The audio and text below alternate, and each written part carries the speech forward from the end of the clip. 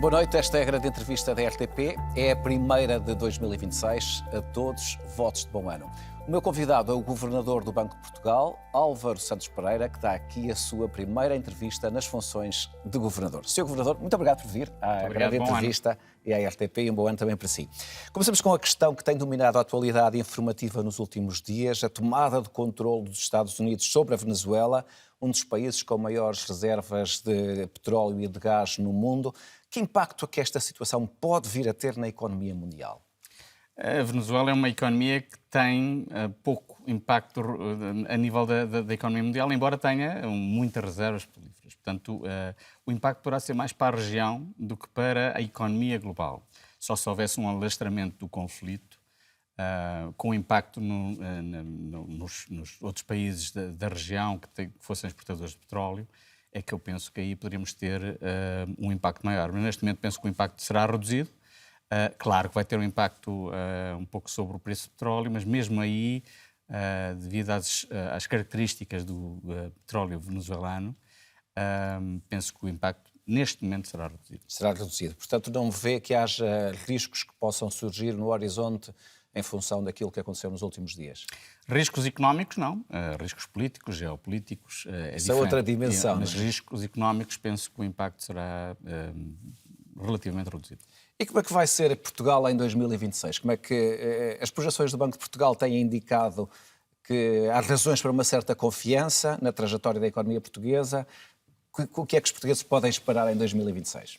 Bem, nós estamos a prever que a economia portuguesa vai continuar bastante robusta, não é? Ou seja, se nós compararmos a economia portuguesa nas últimas década e meia, é uma transformação verdadeiramente incrível. Passámos de um nível de vida muito elevado, crescimento anémico durante 20 anos, para um crescimento que é robusto, a rondar 2%. Nós prevemos 2% em 2025 e em 2026 2,3%. Portanto, um crescimento que não é espetacular, mas é um crescimento robusto, com uma inflação rondar os 2%, não subir muito mais ou descer muito mais disso, mas principalmente os motores de crescimento estão a ser neste momento o consumo, embora as famílias estejam a poupar mais, que é uma boa notícia, mas tem sido o consumo privado, vai haver mais investimento devido ao PRR, e as exportações é que vai ser a grande incógnita para mim, porque as exportações, nós perdemos cota de mercado pela primeira vez nos últimos 10 anos, em relação não só à extra-União Europeia, mas principalmente dentro da União Europeia. Portanto, é importante que nós, este ano, consigamos monitorizar bem o que se passa com as exportações. Isso vai ser grande incógnita para mim. Este ano. E apesar de tudo, quais são os riscos que podem ocorrer, tanto internos como externos, que podem condicionar a evolução da trajetória da economia portuguesa? Eu acho que, a nível externo, a grande preocupação tem a ver um pouco com os mercados financeiros, nomeadamente se há pessoas que dizem que, e há análises que mostram que tem havido uma sobrevalorização dos mercados financeiros, não só nos Estados Unidos, mas noutras partes do mundo. Se houver uma correção, e principalmente se essa correção for acentuada, isso vai ter um impacto, obviamente, grande na economia mundial e, obviamente, por inerência, na Europa e em Portugal. A nível interno, penso que o principal risco que nós temos, ou pelo menos a preocupação que eu certamente tenho, tem a ver com o mercado imobiliário, com a subida bastante acentuada dos preços das casas nos últimos 10 anos. E isso vai continuar? Este ano, como disse, em 2025, houve um crescimento das casas a rondar cerca de 17,7%, mais décima, menos décima. Este ano, presumo que vai continuar a haver algum aumento, mas tudo vai depender de como a economia vai evoluir. Portanto, mas isso é uma preocupação, porque, obviamente, se houver imagino que há uma crise financeira a nível internacional, isso pode ter um impacto, obviamente, no preço das casas e, principalmente, a subida de preço das casas a mim preocupa, principalmente a nível de as famílias, o impacto que isso tem para as famílias e para os orçamentos das famílias. Sim, porque leva uma grande parte do orçamento das famílias, seja as rendas, seja os empréstimos ao banco. Mas não há nenhuma ideia de que, nenhuma projeção relativamente ao que vai acontecer no futuro. Se daqui a 2 ou 3 anos isso poderá haver uma moderação no preço, no valor das casas. Não há projeção nenhuma. Isso vai depender principalmente da oferta de casas. Nós mostramos no último boletim económico muito claramente que, enquanto até 2010, mais ou menos, a oferta de casas em Portugal estava largamente a ultrapassar a procura, o que isso punha, obviamente, ajudava a manter os preços das casas relativamente estáveis. Depois, com a crise, houve um bocadinho o abrandamento, mas nos últimos 10 anos, Portugal tem sido o país do mundo em que, em relação de preços para o rendimento, tem aumentado mais, certamente pelo menos da OCDE, todos os países da OCDE. E o que isso quer dizer é que tem havido um aumento sistemático e sustentado dos preços das casas. E isso tem um impacto bastante grande para as nossas famílias. Por que é que isso está a passar? A última análise do Banco de Portugal mostra muito claramente que nos últimos 10 anos, mais ou menos, a procura está a exceder a oferta. Ou seja, há mais pessoas a procurar casa do que a oferta. Isso põe pressão sobre os preços. Nós ainda não olhamos, vamos olhar no próximo boletim económico, os determinantes dos preços, mas claramente, quando a procura está muito acima da oferta, isso quer dizer que os preços vão continuar a aumentar. Portanto, a grande questão é o que fazer, porque, obviamente, este aumento de casas... E a resposta aí é construir, não é? A resposta é oferta. Ou seja, vai ter que ser construir. Mas construir no sentido, os nossos licenciamentos das casas, quer ao nível dos municípios, quer outro tipo de licenciamentos, continuam a ser demasiado morosos. Nós demoramos demasiado tempo a responder ao nível dos licenciamentos. Portanto, temos que trabalhar nesse campo muito seriamente. Também temos pouca mão de obra, portanto, temos que arranjar mais mão de obra para a construção e formar mais mão de obra para a construção. E temos, obviamente, criar condições para que as pessoas possam comprar casa. Isso vai ser muito importante. Só isso é que pode vir a fazer baixar o preço das casas, não é? Se não houver isso... Oferta, acho que deve ser algo que nós devemos ter muito em mente. Se não aumentarmos de forma significativa a oferta de casas, vamos continuar com a pressão dos preços. Só para dar um exemplo, há cerca de 15 anos atrás, nós construíamos cerca de 100 mil casas, 100 mil fogos. Neste momento estamos a rondar os 20 mil. E a procura está muito acima disso. E, portanto, enquanto nós não conseguirmos aumentar significativamente o preço das casas, a oferta de casas, a construção das casas, nós não vamos conseguir aliviar de forma significativa os preços. Então, um problema que veio para ficar. Apesar do crescimento do Banco de Portugal, do crescimento previsto para 2026, o Banco de Portugal projeta o regresso aos déficits em 2026. Será o fim das contas certas ou não? Eu espero que não. Ou seja, eu acho que é importante dizer, o Banco de Portugal, a previsão que era em 2025 foi de equilíbrio orçamental, mas obviamente medidas de última hora porventura vão dar um excedente orçamental, não ficaremos surpreendidos em relação à margem para isso. Relativamente a 2025. Em relação, exatamente, a 2025. Em 2026, se nada for feito, vai haver déficits. Mas os governos têm sempre medidas de última hora que podem introduzir nos últimos meses do ano para tentar evitar o déficit. Desde que a economia colabore, não é? Portanto, desde que haja um bom desempenho económico, que não haja uma crise financeira ou que não haja outro choque, não é? Portanto, mas o mais natural é haver déficit, é isso? Se não houverem mais medidas ao nível da receita ou da despesa, as nossas previsões técnicas mostram claramente que haverá um déficit de arrondar os 0,4% no próximo ano. Isso para o país tem alguma marca negativa relevante ou não? Eu acho que o mais importante para nós é olharmos para a dívida. Portanto, nós relembremos que nós, há uns anos atrás, tínhamos dívidas a rondar 130% do PIB. No tempo da Troika, não é? No tempo da Troika esteve um bocadinho mais baixo, mas esteve muito elevado. Na altura da pandemia esteve cerca de 30% do PIB. E temos conseguido, nos últimos 10, 15 anos, com exceção da pandemia, mas por razões óbvias, continuar, qualquer que tenha sido o governo, a aposta tem sido baixar a dívida. E, portanto, isso tem que continuar a ser uma prioridade total para Portugal, porque nós este ano já prevemos que a dívida vai estar abaixo dos 90%, vai estar a rondar os 88,2% este ano, a nossa previsão.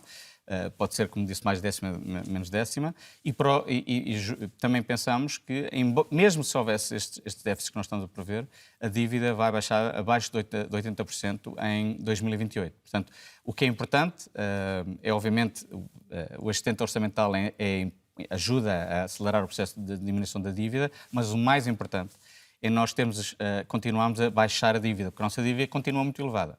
Apesar de chegar abaixo dos 80% de 2028, a verdade é que está em valores que permanecem elevados, não é? Exatamente. Neste momento está a rondar os 90%, ou perto disso. Está longe dos 60%. Imaginemos que temos outro choque, como uma pandemia ou um choque relacionado com problemas geopolíticos.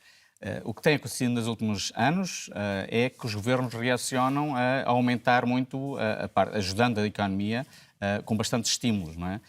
Nós temos que ter margem. E se nós somos uma economia relativamente pequena, se não tivermos essa margem, podemos não conseguir reagir de uma forma adequada se tivermos choque. Uma fase mais difícil. Exatamente. E parece-lhe que a taxa de referência, a taxa de juros de referência que também acaba por ter impacto no bolso das famílias, por exemplo, nos empréstimos que pagamos para a compra de casa, irá fixar-se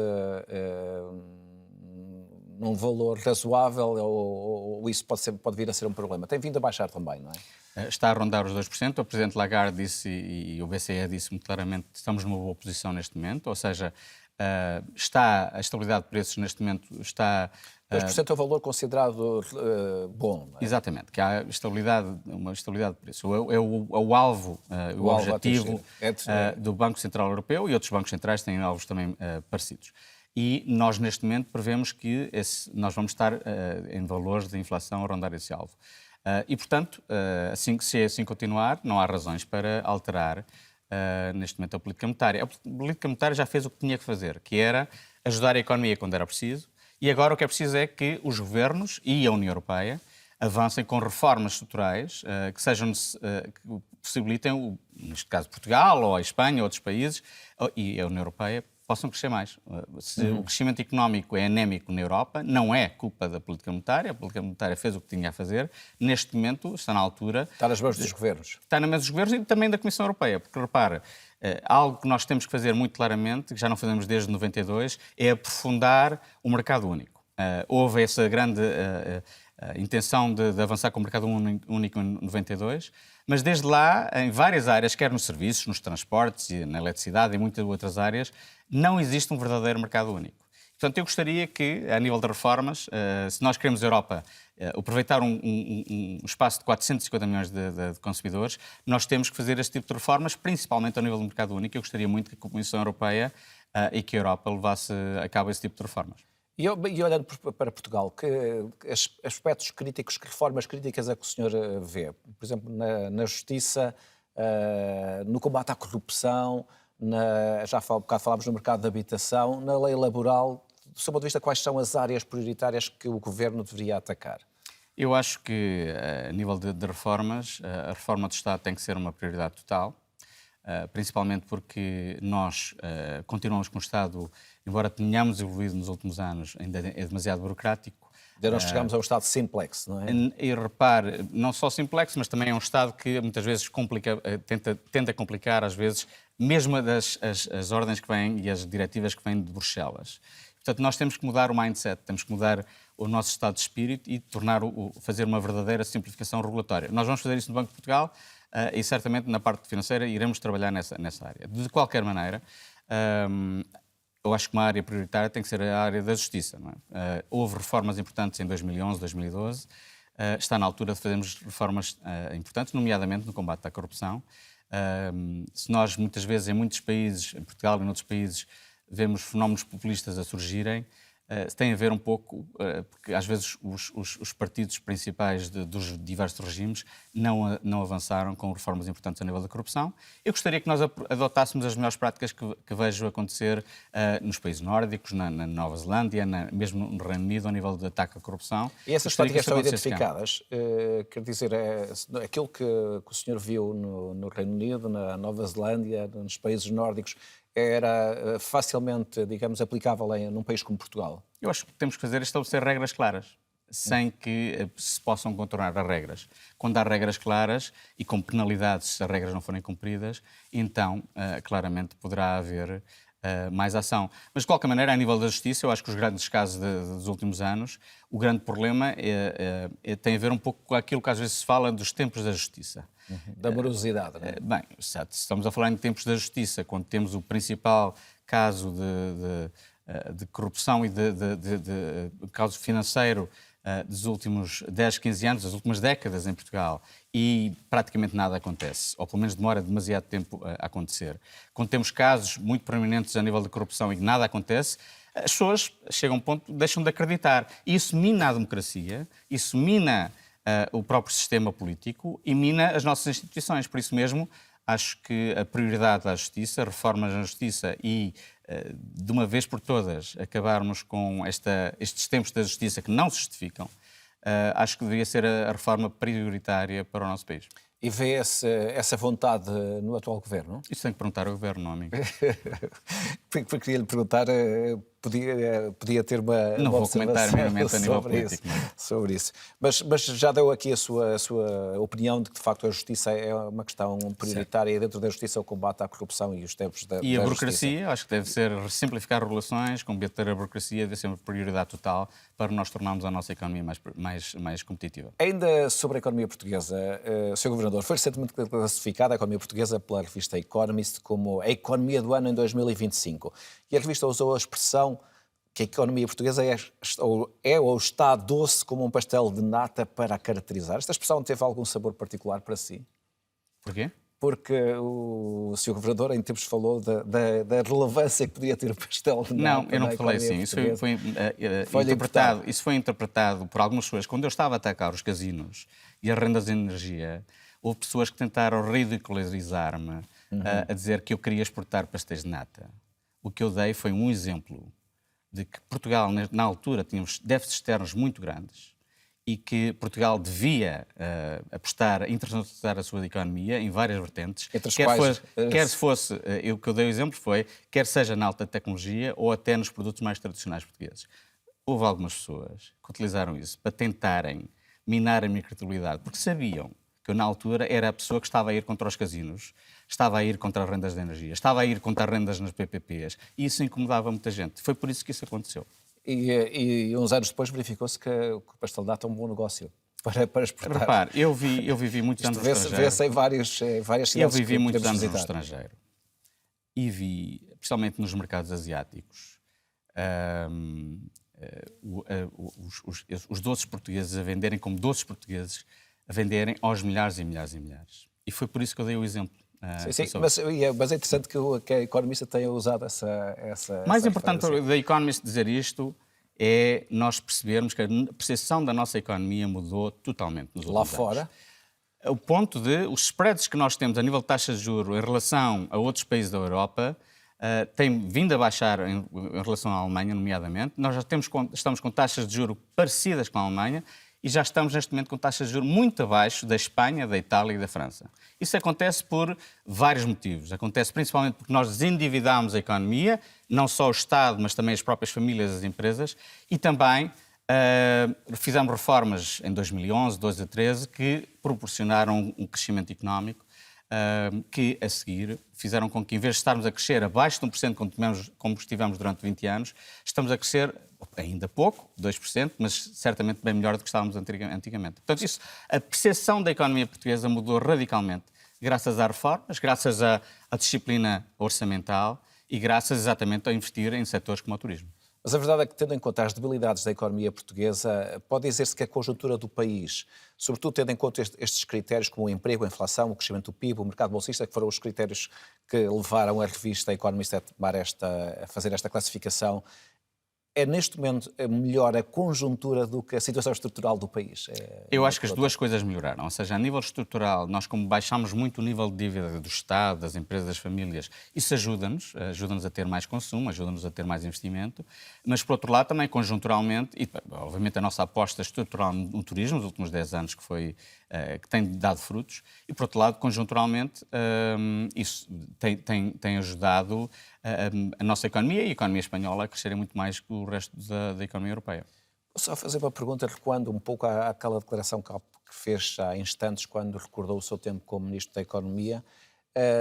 E, na verdade, os combates que fez em algumas áreas, recordou aqui alguns, como a questão dos casinos ou as lendas da energia. Acha que foi por isso que não cumpriu o mandato até o seu mandato como Ministro? Não, de todo. Foi uma crise política entre dois partidos e, portanto, eu como era Alguém independente, eu sou independente, era o alvo fácil, não é? Vamos falar do sistema bancário português. Passado mais de uma década das crises financeiras, como é que caracteriza a situação da banca em Portugal?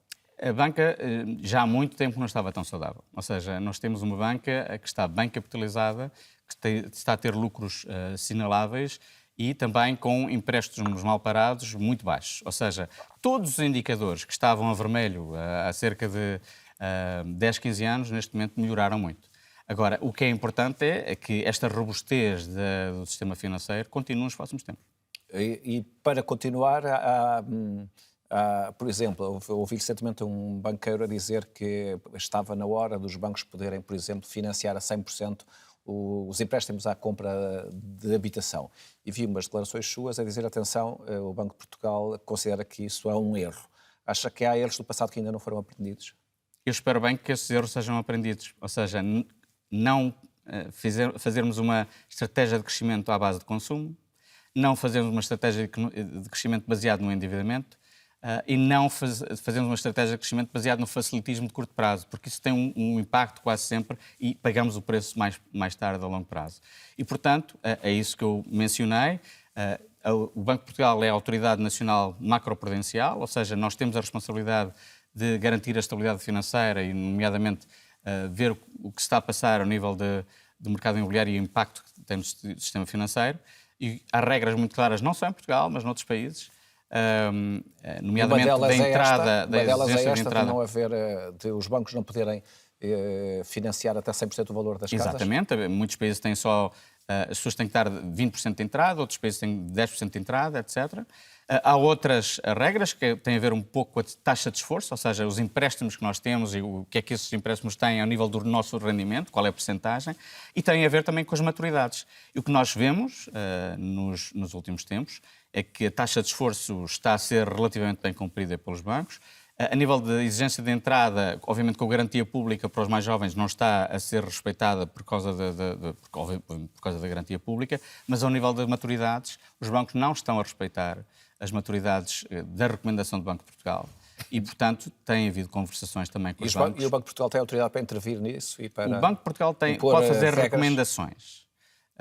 Agora, eu gostaria, e defendo isso muito claramente, que essas recomendações, como acontecem em 20 países da União Europeia, se passassem a vinculativas, ou seja, em vez de ser recomendações, os bancos têm que seguir as regras do Banco de Portugal. É possível que a nível europeu haja movimentos nesse sentido, mas se não, eu gostaria, e já manifestei essa intenção ao próprio Governo, eu gostaria que esta recomendação macroprudencial fosse vinculativa para que não se cometessem os abusos do passado e, principalmente, para não cometermos os erros do passado. Porque acha que não foram totalmente aprendidos? Eu acho que quando as coisas correm bem, é fácil entrarmos numa onda de facilitismo. Dizer, nós estamos margem, estamos muito lucro e, portanto, não há problema nenhum. Mas, de repente, as coisas podem mudar. As coisas podem mudar. E, portanto, a nossa função como supervisor financeiro, os bancos centrais têm que ter a certeza absoluta, ou pelo menos de minimizar os riscos, de possivelmente no futuro as coisas correrem mal. Há uma outra coisa que os portugueses se interrogam que tem a ver com o seguinte. Na verdade, nos últimos anos, os bancos têm, em função, de facto, da estabilização financeira que existiu no país, têm tido lucros muito elevados. E os portugueses interrogam-se como é que, tendo os bancos lucros tão elevados, não é possível que as comissões que os portugueses pagam na sua relação com os bancos sejam mais baixas. O senhor acha que, de facto, há razão para considerar que as comissões que todos nós pagamos quando temos uma relação com o banco, nas mais diversas, digamos, atividades ou possibilidades, devessem ser mais baixas? Primeiro, termos bancos com lucros é bom. Ou seja, nós sabemos qual é a consequência quando os bancos não têm lucros. Com lucros do que ter porque bancos quase com prejuízo, sempre os contribuintes vão acabar por pagar. E, portanto, termos bancos a dar lucros é uma boa notícia. Segundo, sobre as comissões. A nível internacional, interessa comparar as nossas comissões com outros países. Eu acho que se há margem para baixar comissões, nós estaremos certamente interessados. Nós estamos a estudar o assunto neste momento. Existe a possibilidade, como aconteceu no Reino Unido, de os governos e os bancos centrais, neste caso, poderem atuar se acharem que as comissões são demasiado elevadas. Se nós acharmos que as comissões são demasiado elevadas, nós certamente iremos fazer alguma coisa. Digamos, fazer alguma coisa significa algo vinculativo? O Banco de Portugal tem essa autoridade? Isso da próxima vez que me trouxer aqui, depois posso-lhe explicar. Ou será apenas uma recomendação?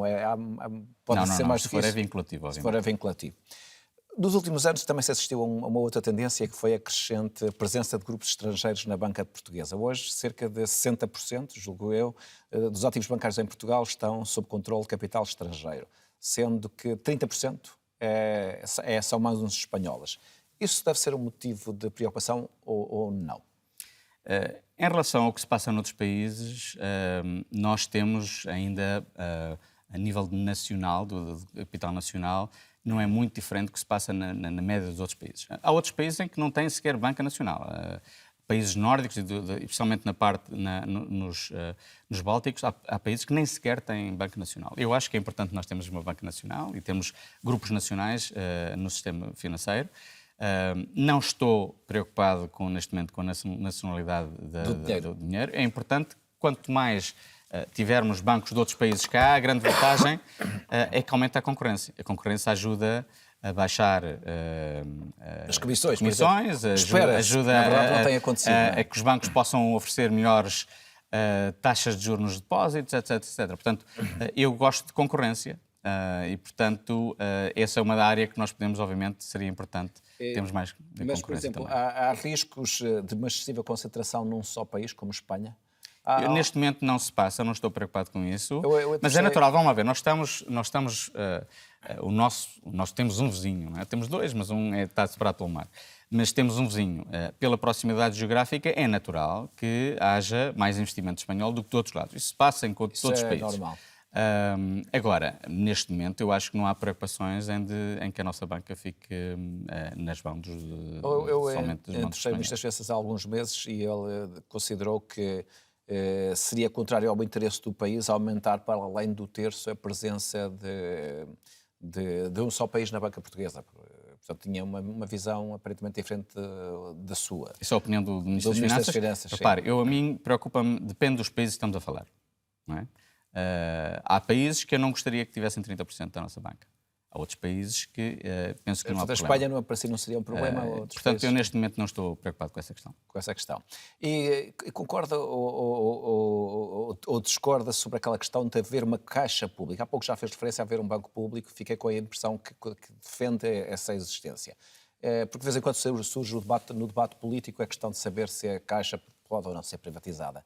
O senhor tem uma opinião, qual é a sua opinião sobre este tema? Repare, desde que os bancos públicos não façam política económica, ou seja, não sejam um instrumento do governo para fazer política económica. E foram no passado.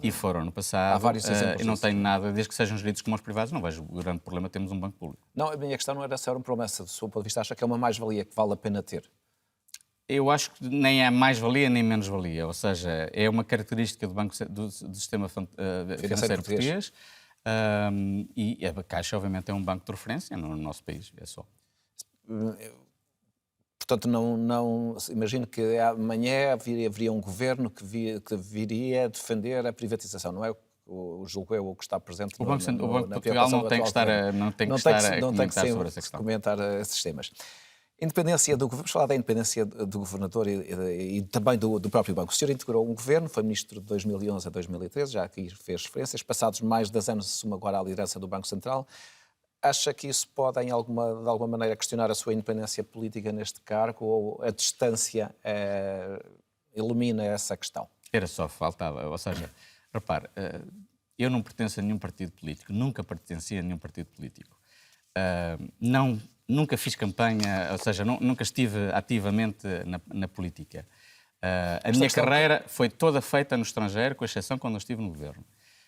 Portanto, acho que a independência, e aliás, isso acho que se passou quando eu estive no Ministério da Economia, não se pode pôr em causa. Mas eu vou fazer principalmente provar com a minha ação. Eu vou estar e vai blindar o seu vamos exercício. mostrar. A mim não me interessa quem está no poder, ou seja, como governador do Banco de Portugal, vamos ter sempre boas relações institucionais, tudo depender de mim, mas iremos ser ferozmente independentes em relação ao poder político e ferozmente independentes em relação aos supervisionados, ou seja, em relação aos bancos. Quando diz ferozmente, o que é que isso significa? Quer dizer que a independência é um valor absolutamente sagrado para os bancos centrais e certamente para o Banco de Portugal e para o BCE também. E como é que vai ser o seu estilo de governador, nomeadamente na relação com os portugueses? Já tivemos no passado governadores mais próximos que iam às escolas, como por exemplo Mário Centeno, fazer palestras ou comunicações, por exemplo, com os estudantes, ou governadores mais reservados, fechados no gabinete, como o antecessor de Centeno, por exemplo, Carlos Costa, que tinha um outro perfil. Qual vai ser o seu perfil como governador? Tudo depende também, obviamente, agora o Carlos Costa, das circunstâncias. Não há circunstâncias foram totalmente diferentes de uma para o outro.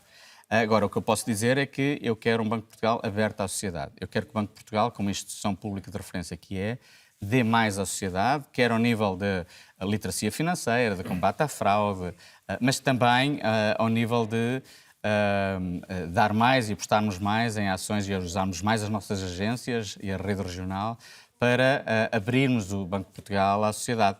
Portanto, isso vai ser Acha que tem sido um castelo fechado o Banco de Portugal? Não, tem sido um castelo fechado e tem havido uma abertura crescente nos últimos anos. Agora, por exemplo, dou um exemplo. Há 20, 30 anos atrás, quer o Banco de Portugal, quer o Estado português, decidiu sair das regiões, porque achou que devíamos concentrar os nossos recursos em Lisboa, no Porto ou nas grandes cidades. Nós vamos fazer o caminho inverso. Agora que nós temos tecnologias em que podemos utilizar de forma eficaz, vamos usar a nossa rede regional. Nós estamos em 6 agências ao longo do país e temos mais 2 na Madeira, nos Açores. E o que vamos fazer é permitir... Essas agências regionais neste momento fazem? Fazem muito tesouraria, mas fazem também inspeções e fazem mesmo ações de literacia financeira. Mas nós vamos potenciar ainda mais a rede regional. Ou seja, o Banco de Portugal vai dar o exemplo e vai voltar ao território. Iremos estar mais presentes no território nacional, iremos estar a mobilizar parte das nossas equipas para estarem exatamente no território nacional. Portanto, isso vai ser uma das áreas em que nós vamos dar o exemplo. Mas centradas naquelas agências, não sei se agências é a palavra certa, que já existem ou abrindo outros Neste momento, espaços? nas agências que já existem e nas delegações regionais, depois no futuro logo se vê. Mas tudo depende, primeiro, o que nós estamos a fazer. Nós modificamos a nível interno, a possibilidade das pessoas serem deslocalizadas de forma mais duradoura para essas agências e para a rede regional. E agora o que vamos fazer em seguida é perguntar às pessoas se têm interesse de irem para lá. E, portanto, eu penso que quer seja no Porto, em Braga, em Viseu, em Castelo Branco, em Aveiro, em Braga ou em Faro ou em Évora, são as agências que existem neste momento. Eu acho que vai haver bastante interesse e, portanto, nós tencionamos estar muito mais presentes do Banco de Portugal. Em termos de literacia financeira, o Banco de Portugal também pretende ter um papel mais ativo na passagem da informação. Sei que, por exemplo, vai ter connosco na RTP, o Banco de Portugal, um espaço de divulgação justamente de literacia financeira, que vai começar brevemente. Não é? Exatamente. Portanto, nós já há mais de 15 anos, através do Plano Nacional de Formação Financeira, temos estado bastante presentes, mas nos últimos anos, e principalmente nos últimos tempos, temos reforçado muito essa interação. Achamos que é importantíssimo dar maior literacia financeira aos portugueses. Porquê? Porque quando as pessoas vão comprar casa, quando têm créditos, ou mesmo perceber o que é uma taxa de juros ou uma taxa de inflação, às vezes não existe a literacia financeira que é necessária. Portanto, o Banco de Portugal tem trabalhado nessas áreas, mas vamos reforçar muito em todas essas áreas, quer na parceria com a RTP, quer com também a Antena 1, quer com outros meios de comunicação e nos meios de comunicação, também nas próprias redes sociais. Vamos reforçar muito para podermos ajudar as pessoas a tomarem melhores decisões financeiras. Essa está identificada como uma das dificuldades em Portugal, é de facto as pessoas dominarem esses temas, não é? Que são considerados muito fechados, muito difíceis de compreender. Portanto, com as nossas parcerias, por exemplo, com o Ministério da Educação, vamos ajudar nas escolas, na formação dos professores, mas também dar material para os alunos perceberem e poderem estudar mais sobre estes temas. Com a RTP e com outros meios de comunicação social, vamos tentar explicar noções básicas de literacia financeira, ou de economia, ou de estatística. Portanto, vamos trabalhar muito nessa área. E penso que vai ser muito importante para as pessoas poderem depois ir aos nossos sites ou tentarem pedir mais informação para perceberem um pouco mais das decisões financeiras do mundo que rodeia. Outra das ideias que apresentou quando fez a sua intervenção inicial como governador do Banco de Portugal foi justamente a possibilidade de se fazer também um aprofundamento da relação com os países, com os bancos nacionais dos diferentes países da CPLP. Qual é exatamente a lógica dessa proximidade? Eu, na OCDE, trabalhei muito diretamente com o G20 e com o G7. Portanto, eu vi como é que funcionam esses grupos, que são muito importantes para a condução da política económica dos vários países, dos mais avançados do mundo. E eu gostaria que nós criássemos esse G7 lusófono, onde pudéssemos, a nível dos bancos centrais, trabalhar em várias áreas, quer seja na Mas cibersegurança, são quer... bancos centrais muito diferentes, não é? Porque as Não realidades, interessa, não as interessa. realidades são muito Quando estamos diferentes. a falar de bancarização, não interessa se é em Portugal, se é em Angola, se é noutros lados. Sistema de pagamentos, os brasileiros, por exemplo, têm um sistema que é o Pix, que é muito avançado e que é bastante interessante para todos os países da CPLP. Portanto, há muitas áreas onde nós podemos claramente colaborar. Portanto, vamos fazer isso. Mas vamos fazer mais. Mas já falou com os governadores? Já falámos desses sobre bancos? isso e tencionamos, provavelmente em abril, em Washington, quando forem as Spring Meetings do FMI, avançarmos um bocadinho mais concretamente sobre esta matéria.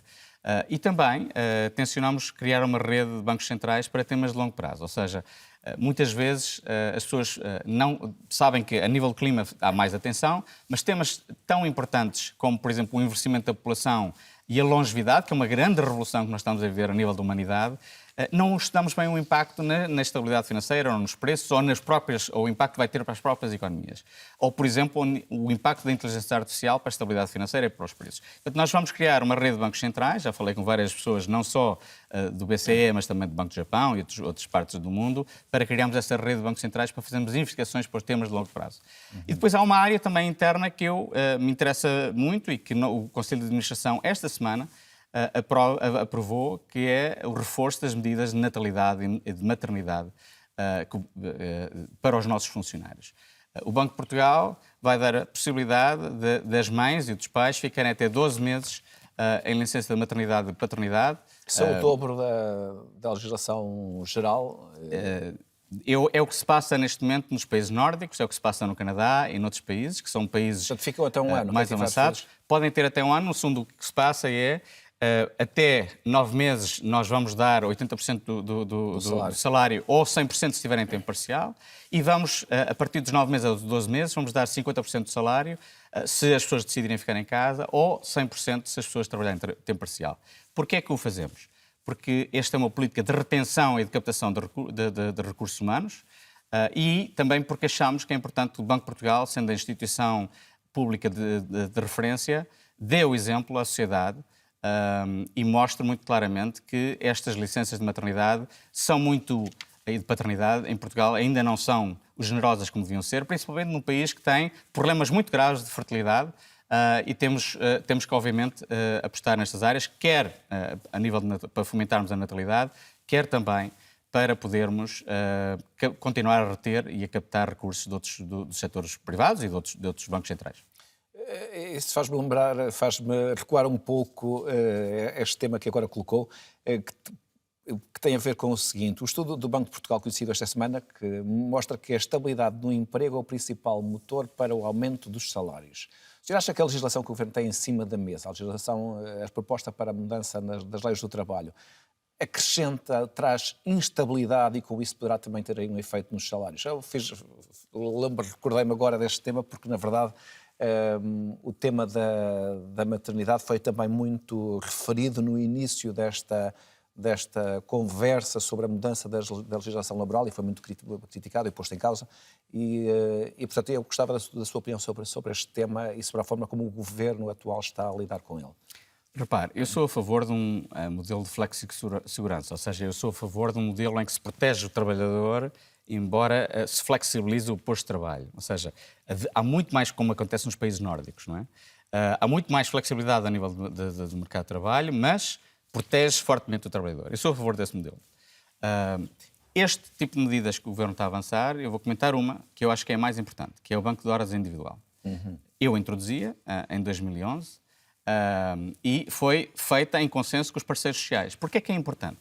É importante porque imagino que na altura de Natal temos empresas que têm muita procura dos seus produtos. E as pessoas têm que trabalhar mais. As pessoas têm que trabalhar mais. Portanto, o Banco de Horas ajuda que as pessoas possam trabalhar mais nessa altura de Natal e depois compensa-se mais à frente. Portanto, sei que isso tem um impacto na vida da empresa. Isso ajuda muito nas empresas, ajuda muito a competitividade das empresas e, obviamente, por inerência, ajuda a competitividade da economia portuguesa. E, portanto, esse tipo de medidas eu acho que é muito importante para podermos melhorar a competitividade da economia portuguesa.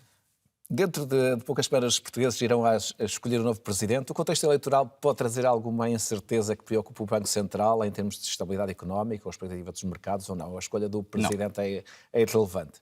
Não estou preocupado com essa situação. E enquanto governador, como é que antevê a sua relação institucional que pretende manter com o futuro presidente? Eu quero o presidente, quero o governo, qualquer que sejam, vão ter sempre a minha cooperação institucional e do Conselho de Administração do Banco de Portugal. Portanto, não há dúvidas nenhumas que qualquer que seja o Presidente ou o Governo, o Banco de Portugal está aqui para trabalhar por Portugal e trabalharmos em equipa com o Governo e com o Presidente para, obviamente, avançarmos com o nosso país.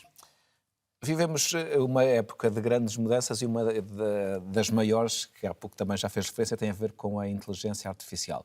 Até que ponto é que a inteligência artificial já está neste momento a ser utilizada na banca e até que ponto pode, de facto, ter um efeito, por exemplo, em termos dos custos que são cobrados pelos cidadãos, de facto facilitando tornando mais fácil, tornando mais barata a relação com os cidadãos, que não precisam de pagar tanto para ter acesso a alguns serviços bancários. O que é que se está a passar em termos de inteligência artificial e na banca portuguesa? A inteligência artificial é uma das, assim como os computadores e a internet, uma das grandes tecnologias abrangentes que nós temos nos últimos anos. Vai ter um impacto muito grande na produtividade e vai ajudar a economia a crescer mais, a economia do mundo a crescer mais, isso claramente. Há vários estudos que mostram que quer o sistema financeiro, quer o sistema de saúde e mais 2 ou 3 sistemas e setores são dos mais afetados pela inteligência artificial. Portanto, isso quer dizer que esses setores vão ser dos primeiros a ser afetados porque o tipo de sistemas que utilizam nas suas operações dia-a-dia são muito mais permissivos e podem ser substituídos pela inteligência artificial. E, portanto, isso vai ter um impacto não só de custos, mas da produtividade. Já está a ter. E não ficaria surpreendido que nos próximos anos o sistema financeiro fosse um dos setores mais afetados pela inteligência artificial. E isso tem coisas positivas como o aumento da produtividade, tem coisas negativas eventualmente porque vai dispensar muitos trabalhadores. Mas também pode criar outros, não sabemos. Ou seja, quando há estas grandes tecnologias, muitas vezes, até hoje, em todas as grandes tecnologias, se criaram mais empregos do que se destruíram. Agora, por exemplo, nós temos a viver em sociedades mais envelhecidas. E, como disse, é uma grande revolução a nível de longevidade. Nós, neste momento, cada país está a ganhar cerca de 2 anos de esperança média de vida e países como a Coreia, nos últimos 25 anos, ganharam mais de 5 anos por década em esperança média de vida. Portanto, é uma revolução enorme. É um sinal de que a qualidade da vida das pessoas mudou. Exatamente. Não é? Mas a inteligência artificial, como estamos também com sociedades mais envelhecidas, vai ter um papel preponderante no apoio dessas sociedades mais envelhecidas também. Portanto, obviamente o que é importante é minimizar risco, mas também dar a possibilidade de podermos inovar. O que nós temos errados neste momento na Europa é que em relação à inteligência artificial e outras tecnologias, muitas vezes regulamos primeiro e depois é que pensamos em inovar. E essa é uma das coisas que está mal na Europa. Nós devemos primeiro deixar a inovação florescer para depois regularmos a seguir. Que é o que se passa, por exemplo, nos Estados Unidos. Nos Estados Unidos. A inteligência artificial e outras tecnologias também trazem problemas. Vê, por exemplo, em termos de riscos para o sistema, aos cibercrimes, toda essa questão, acha que pode ser potenciada pela inteligência artificial? Isto é, aquilo que pode ser uma vantagem também pode ser um verdadeiro problema. Porque já é um problema neste momento, não é? A inteligência artificial e, no futuro, muito próximo, a tecnologia quantum. Isso vai ser uma grande revolução também que vem para aí e nós temos de estar preparados. É óbvio que os malfeitores e as pessoas que querem aproveitar-se da boa vontade de outras pessoas vão tentar utilizar essas tecnologias para beneficiarem. O que os bancos centrais têm que fazer e os reguladores têm que fazer é estar um passo à frente. Portanto, nós, e os próprios, neste caso, o sistema financeiro tem que estar um passo à frente. Neste momento temos um sistema financeiro que investe bastante em nível de cibersegurança, deve continuar porque, obviamente, é fundamental para nós não termos problemas no futuro. Para haver confiança no sistema financeiro, não é? Estamos quase a terminar esta nossa entrevista. Sr. Governador, o senhor tomou posse no dia 6 de outubro, tem mandato de 4 anos. Tem ideia qual é a marca que quer deixar enquanto Governador? Eu quero que o Banco de Portugal seja um banco pioneiro, quer interna, quer externamente. Essa é a marca que quero deixar, um banco líder. Quero um banco que esteja a liderar, quer internamente, quer dando exemplo, como eu disse, na questão da rede regional, na parte da maternidade, na parte do teletrabalho, que não falámos também aqui, mas também externamente, criando redes de bancos centrais, a pensar em temas estruturais de longo prazo, ou então criando redes lusófonas para podermos exatamente cooperar melhor uns países com os outros. É isso que eu quero, que seja um banco líder, inovador, um banco dinâmico, ao serviço da sociedade. Muito obrigado por ter vindo esta noite à grande entrevista. Agradeço-lhe. Foi a primeira entrevista do ano e foi a sua primeira entrevista também. Eu duplamente agradeço-lhe ter vindo à grande entrevista. Este programa pode ser visto na RTP Notícias, na RTP1, na RTP Internacional. Fica disponível em RTP Play e também pode ser escutado em podcast nas diferentes plataformas. A todos, muito obrigado.